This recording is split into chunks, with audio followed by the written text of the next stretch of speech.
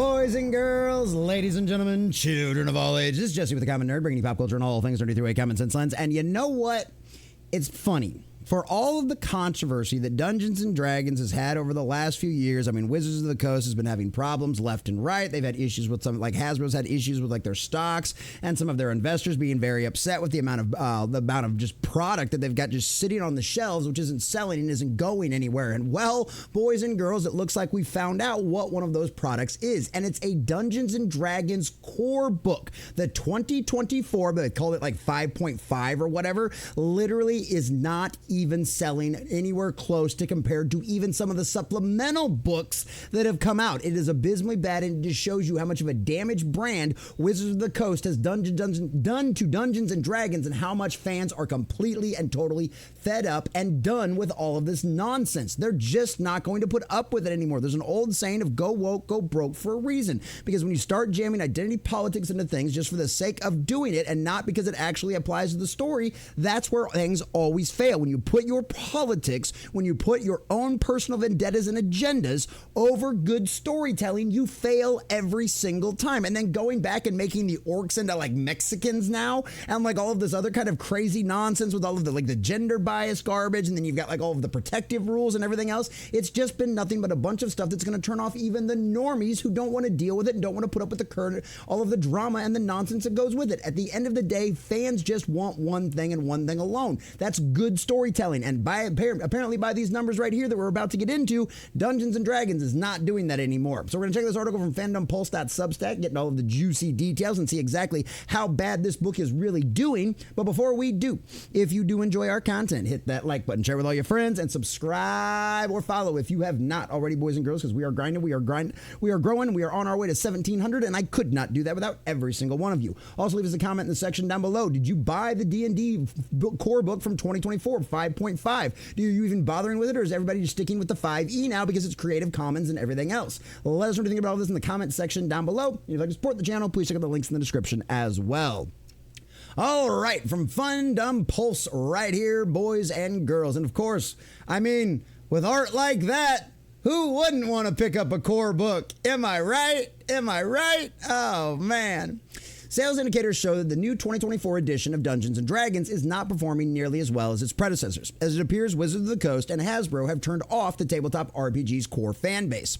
2024's Dungeons & Dragons, or 5.5 edition, as some are calling it, had more than its share of controversy over the last year after its release, with players voicing concerns over the game's direction. The player's handbook was filled with diversity, equity, and inclusion imagery and language that shows the Wizards of the Coast does not want returning players, but seems to be trying to chase a modern audience, with most of their art in the book centering around black people and women, and includes content removing terms like race in exchange for species and removing half-orcs from the book. Yeah, they literally, like one of their CEOs, like one of their creative heads, or basically the guy that was in charge of Dungeons & Dragons, flat out was trying to make an accusation, trying to make a claim that half races, half species, right, are actually racist. Wait, what?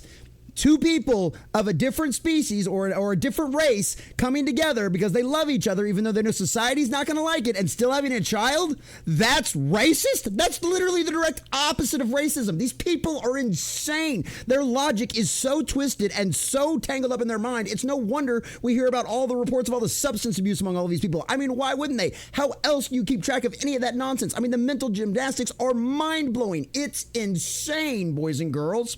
This is exactly what former executive producer Kyle Brink called for an infamous 2023 interview, where he said that it's not the face of the hobby. This, referring to himself, this is not the face of the hobby anymore. And I think there's been mistakes made in years past where people assumed that D&D players were all, white dudes in a basement. Well, just based on the demographics of the United States, which is probably your largest market for these books, just by pure demographics and how the population breaks down in the country, the majority of your people buying this stuff are actually going to be white. That doesn't mean that black people and Hispanics and everybody else aren't down there getting, I mean, there's a lot of people in San Antonio that love playing Dungeons & Dragons and Cyberpunk and all the rest of this kind of stuff. It's just, if it's a smaller portion of the population, they're not going to be a bigger portion of your audience. And if you try to trace a smaller audience that isn't already interested in your product, well, it doesn't work out very well, which has been a faulty assumption for a lot of years and gets more and more false defaults every day. And so in my viewpoint, guys like me can't leave soon enough. Notice he hasn't quit his job and hasn't given it up to some diversity, inclusion, and equity hire, has he? No, he's still sitting in that very cushy office collecting that big fat salary for literally destroying Dungeons and Dragons.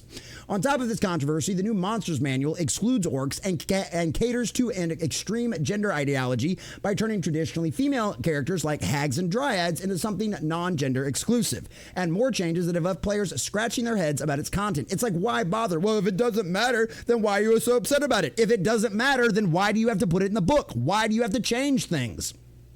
The icing on the cake came last year when senior designer Jason Trundo penned up a foreword to a history of Dungeons & Dragons, attacking its creator Gary Gygax as misogynistic and accusing him of colonialism. Of course they did. We've gone over that. We did a video over that. You can go check it back out in the past videos out there. We literally did a video over this, and it's absolutely insane. And like one of the other original creators came out and was completely and totally defending him. Like Gygax's daughter had to come out in there and put out a statement saying, yeah, I mean, would dad be considered these things by modern times? Sure. But did I ever experience any of that? No. Nothing I had was nothing but a loving father who had a passion for this game and played it with us all the time, and like all of this other kind of stuff. She had not a bad word to say about her father in any way, shape, or form. This stuff is absolutely insane. Absolutely insane.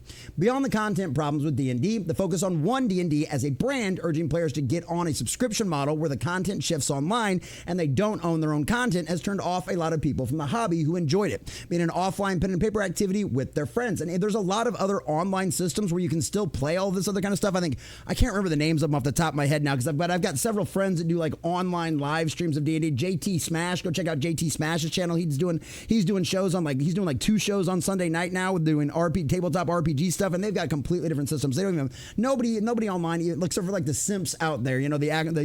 We'd call them pixie dusters if it was Disney. I don't know if I guess we call it fairy dust with D&D. I'm not sure, but either way, they're snorting it all the time. Of course, they're still going to use it, but a lot of other people, the independents, have gotten off of that stuff because of the bad taste they put in their mouth.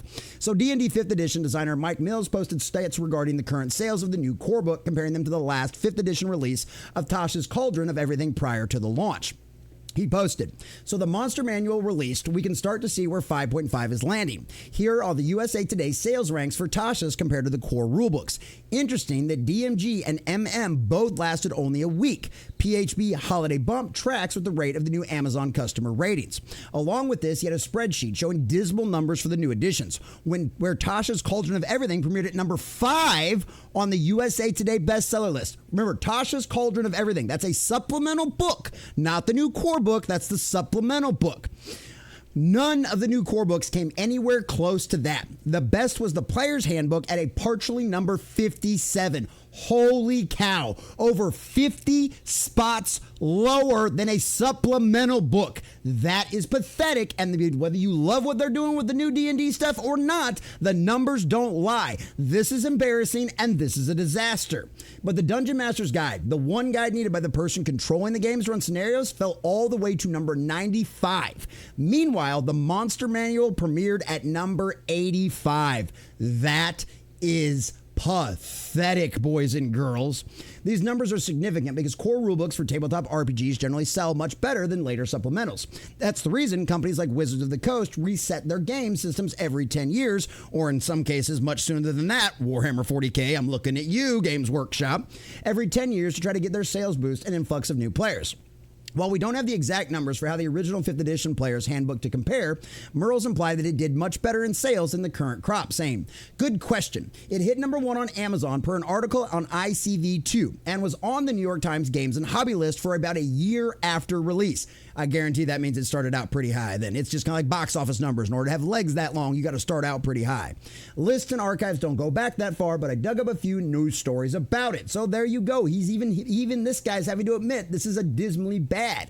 It appears that the 2024 edition of Dungeons & Dragons is bombing among players. Even non-political channels on YouTube that cover D&D are voicing frustrations. Esper the Bard, with more than 120,000 subscribers, that's huge. That's good on you, man. Congratulations. That's a great job right there. You are in like the top 1% of all YouTubers. Shout out to you. Posted a full-length video saying, "I'm done supporting Wizards of the Coast. What Now, where he details how frustrated he is with the brand. If influencers like Esper are leaving the hobby because of Wizards of the Coast's insanity, the new edition has sales troubles. One wonders what the company is thinking that they continue in this direction. The players don't seem to want it. So there you go. Can't deny the numbers, boys and girls. You might be one of them woke acolytes of the cult out there that just love this new direction and you're eating it all up. But guess what? There ain't enough of you to cover the bills. These numbers prove that. It's just like the ratings on Disney Plus with all of their woke nonsense garbage. It's just like it is with D&D and everything else. This stuff does not sell. You are appealing to a slim minority of the overall global population. And guess what? You're turning off everybody else that's normal and doesn't have a brain disease, making them completely and totally mentally insane. So of course this stuff is not going to appeal to a general audience. And unless you want to succeed, you have to appeal to a general audience. Like I said, we talked about it at the beginning of the video. There's already issues with Hasbro and their investors because of all of the overstock that they have just sitting on shelves that isn't selling. And guess what? The new core rule book for Dungeons and Dragons is exactly one of those. And eventually something's going to have to change. We already know Hasbro has been cutting back on their investments. In movies and stuff like that, they've been firing and laying off a lot of employees. We've seen that across the entire board. At some point, Hasbro's going to have to pull the plug on this or make some drastic staffing changes. And honestly, once you burn so much of your audience, it's really impossible to get them back. Like Daredevil Born Again is good, but it's got horrible ratings on Disney Plus right now because Disney Marvel has damaged its brand so bad. And guess what? Wizards of the Coast and their current cult leaders out there that they have in charge of things, the acolytes of the cult, are completely and totally doing the exact same thing to Dungeons and Dragons. And it's a tragedy, it's a travesty because it's such a fun adventure system that so many people can enjoy and step right into. And guess what? Wizards of the Coast is going to go the exact same path as everybody else. They will sacrifice all of the Dungeons and Dragons on the altar of their cult. The real question is, how much longer is Hasbro going to continue to fund this before they just cancel the whole thing? Because hey, guess what? At the end of the day, go woke, go broke. And Dungeons and Dragons is far beyond that at this point.